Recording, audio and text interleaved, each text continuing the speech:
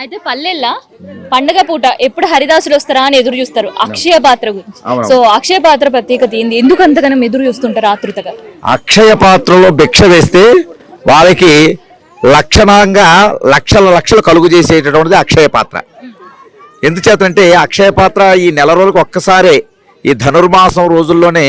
ఇది హరికి దాసుడు కానీ సిరికి దాసుడు కాదు, ఈ హరిదాసుడు. అటువంటి ఈ హరిదాసు హరినామ సంకీర్తన చేస్తూ అందరికి వినిపిస్తూ సాక్షాత్ శ్రీమన్నారాయణుడే మా ఇంటికి వచ్చారని చెప్పి ఆ భిక్షలో ఒక అక్షయ పాత్రలో భిక్ష వేయడానికి ఎందరో పూర్వంలో ఎదురు చూసేవారు. ఈనాడు చాలా మంది తగ్గిపోయారండి. ఎందుచేతనంటే ఈనాడు అపార్ట్మెంట్లు ఎక్కువైపోయి పైనుండి కిందకు వచ్చేటప్పటికి హరిదాసు వెళ్ళిపోతున్నాడు. వాళ్ళు వస్తారో తెలియదు, వేస్తారో తెలియదు. అంతవరకు ఒక ఇల్లు ఉందంటే ఇంటి ముందు ఒకప్పుడు హరిదాసు వచ్చేవాడు, ఇంట్లో వాళ్ళు వచ్చేసేవాళ్ళు బయటికి. ఇప్పుడు అపార్ట్మెంట్లో ఉండి కిందకి రావాలంటే దగ్గర 10 నిమిషాలు పడుతుంది. అంతవరకు వాళ్ళు వస్తారో వేస్తారో తెలియదు, ఎందుకులే బాబు అని చెప్పి ఇంకో ఇంటికి అలా వెళ్ళిపోతున్నారు. దానివల్ల భిక్ష వేయడం కూడా చాలా వరకు తగ్గిపోయింది. ఈ ఒక హరిదాసు